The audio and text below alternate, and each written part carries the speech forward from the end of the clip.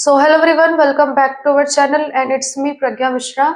कल जो मैंने चैप्टर शुरू किया था उसका नाम था principles of inheritance and variation, जो कि क्लास 12th बायोलॉजी का एक चैप्टर है।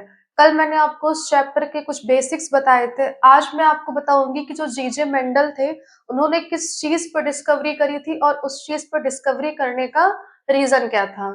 यहाँ पे लिखा है father of genetics is GJ Mendel. ये मैंने कल भी बोला था कि जो जेनेटिक्स के फादर हैं वो कौन है, जेजे मेंडल। उन्होंने क्या किया था, हाइब्रिडाइजेशन किया था। उन्होंने जो एक्सपेरिमेंट परफॉर्म किया था उसमें उन्होंने क्या किया था कि जो पी का प्लांट था उस पर उन्होंने हाइब्रिडाइजेशन करवाया था। कितने ईयर्स के लिए, 7 ईयर्स के लिए, फ्रॉम 1856 टू 1863। जैसे ही ह्यूमंस का साइंटिफिक नेम होता है होमोसेपियन, वैसे ही पी का साइंटिफिक नेम क्या होता है, पाइसम सताइवम। अब आप ये सोचेंगे कि उन्होंने सिर्फ पी का प्लांट ही क्यों लिया था, और भी बहुत सारे प्लांट्स है, ट्रीज हैं, उनको क्यों नहीं लिया। उसके रीजंस ये हैं। पहला रीजन है, it is an annual plant of short life span. वो क्या करता है, साल में एक बार ग्रो करता है, एनुअल प्लांट है और बहुत ही उसका शॉर्ट लाइफ स्पैन होता है। वो 2 से 3 मंथ्स में अपनी लाइफ साइकिल क्या करता है, कंप्लीट कर लेता है। अब अगर वो बड़े किसी प्लांट को लेते तो उसका तो, बड़े प्लांट या फिर बड़े ट्रीज को लेते तो उसका तो लाइफ स्पैन ही बहुत ज्यादा लॉन्ग हो जाएगा। जैसे कि आप बनियान ट्री ले लीजिए। तो कभी भी एक्सपेरिमेंट किया जाता है, चाहे अगर आप किसी भी एनिमल्स पे करें चाहे आप किसी प्लांट पे करें, ऐसे प्लांट्स या एनिमल्स को लेते हैं जिनका लाइफ स्पैन क्या होता है, बहुत ही शॉर्ट होता है। सेकेंड रीजन क्या था, many contrasting traits which makes study easy. जो पी का प्लांट था उसमें कई सारे कंट्रास्टिंग ट्रेड्स थे। कंट्रास्टिंग से ही पता चल रहा है अपोजिट, है ना। जैसे मैंने एक कैरेक्टर ले लिया, कैरेक्टर के कितने ट्रेड्स होते हैं, 2 ट्रेड्स होते हैं, ठीक। तो जो उन्होंने कैरेक्टर लिए थे वो कितने थे, 7 पेयर ऑफ कैरेक्टर्स, और उसी के ट्रेड्स कितने थे, 14 थे, ठीक। तो वहीं पे यहाँ पे लिखा है कि उसके कई सारे कंट्रास्टिंग ट्रेड्स थे, लेकिन उसमें से लिए उन्होंने कितने थे, 7 पेयर ऑफ कैरेक्टर्स, जिसके कितने ट्रेड्स थे, 14 ट्रेड्स थे, जो कि क्या थे, अपोजिट से। अगर एक ट्रेड आपका येलो है तो एक ट्रेड आपका क्या होगा, ग्रीन होगा। इससे आप इजिली पता लगा सकते हैं कि कौन सा प्लांट आपका टॉल है और कौन सा प्लांट ड्वार्फ है। उसके बाद natural self pollination is present. 2 तरह के पॉलिनेशन है, एक आपका सेल्फ पॉलिनेशन, एक cross pollination. Self pollination self से ही पता चल रहा है, खुद से। ऐसा पॉलिनेशन जो खुद से हो जाए, नेचुरली हो जाए, उसी को आप क्या बोलते हैं, सेल्फ पॉलिनेशन। अब आप सोचेंगे कि पॉलिनेशन क्या है।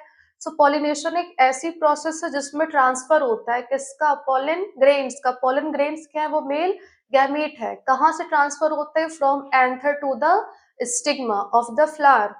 तो उसी उसमें क्या होता है कि जैसे हमने एक प्लांट ले लिया, यहाँ पे हमने बना दिया एक प्लांट, इसका एक फ्लावर ये है और एक फ्लावर ये है।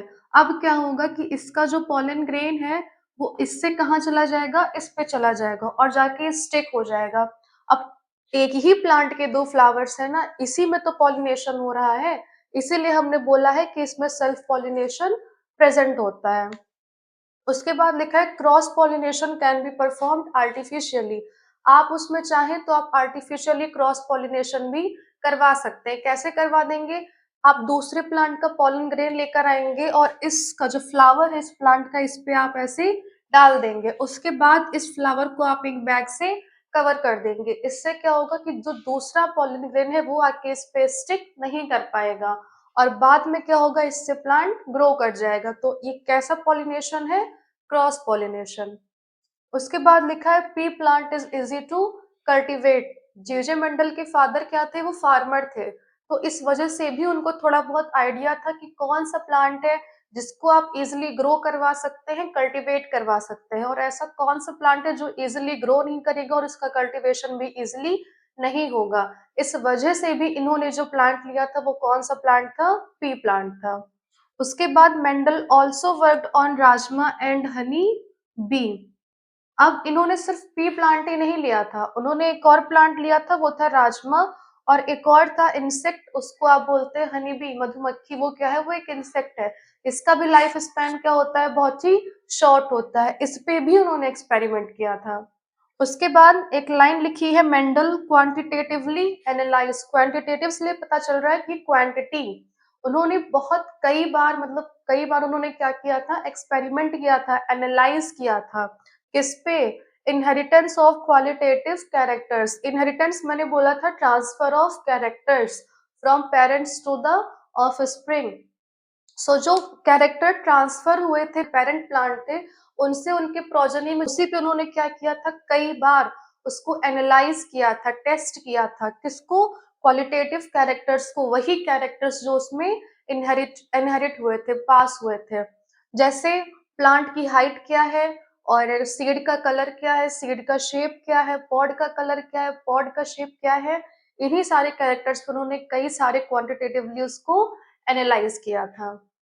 सो आज के लिए बस इतना ही। बाकी अगर आपको मेरी वीडियो अच्छी लगी तो वीडियो को लाइक करिए, चैनल को सब्सक्राइब करिए और शेयर करिए। Thank you.